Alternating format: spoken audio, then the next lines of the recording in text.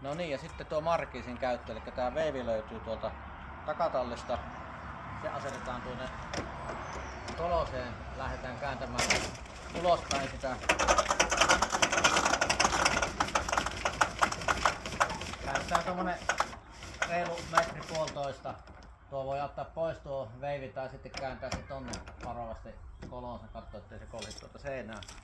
Ja sitten käydään täältä kääntämässä jalat. Eli täältä on molemmin puolin jalat. Pieni jousikuorma tuossa painetaan siis sieltä alas. Ja sitten puoletaan tuohon alas ja lukitaan tuossa lukitseminen.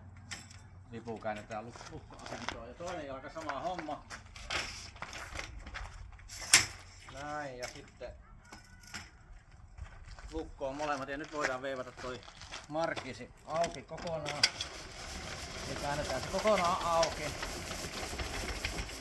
Se lopussa löystyy, jos menee yli, niin se löystyy pikkasen. Voi vähän vääntää takaisin, on siinä. Ja nyt säädetään sitten nämä jalat pystyyn. Voidaan pikkasen laittaa alaspäin, katsotaan, että vesi valuu hyvin tuolta katolta.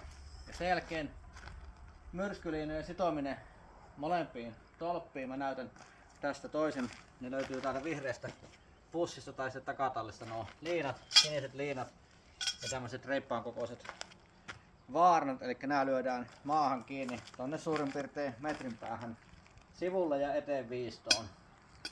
Ja ne lyödään sinne. Ja sen jälkeen tää liina laitetaan ylä- tai alapäästä tuo kiristys sillä tavalla, että tuohon kiinni.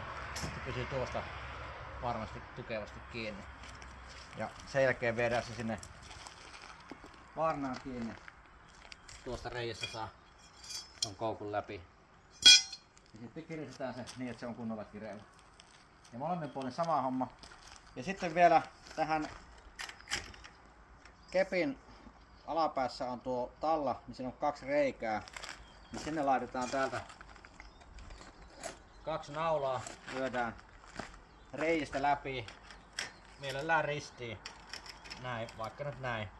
Ja lyödään ne sitten vielä maahan kiinni, se pitää nämä kepit sitten hyvin paikoillaan. Eli tällä tavalla saadaan se markiisi sillä tavalla, että se pysyy tuulella. Sitten jos on oikein kova tuuli, myrskytuuli, sen tyyppinen, niin jos on se riski, että se ei tule pysymään, niin se otetaan silloin markiisi pois. Eli nopeasti nämä kepit pois ja liinat pois ja veivataan se sisälle. Ja mä näytän nyt miten tuo sisäänlaitto tapahtuu, että siellä on tietenkin kaikki liinat ja muut on otettu pois. Lähdetään kammella kääntämään. Tätä kampea ei saa siis säilyttää tässä, vaan se pitää ottaa aina pois, koska tuuli paiskoo ja tekee lommoja. Kampi takatallissa tallessa. Lähdetään sieltä vääntämään sitten sisälle. Siellä on vielä noin kepit pystyssä hetken matkaa mukana siinä. Ja sopivassa kohdassa sitten otetaan kepit pois, lukot auki, käännetään kepit sisälle ja laitetaan ne tuohon takas koloon.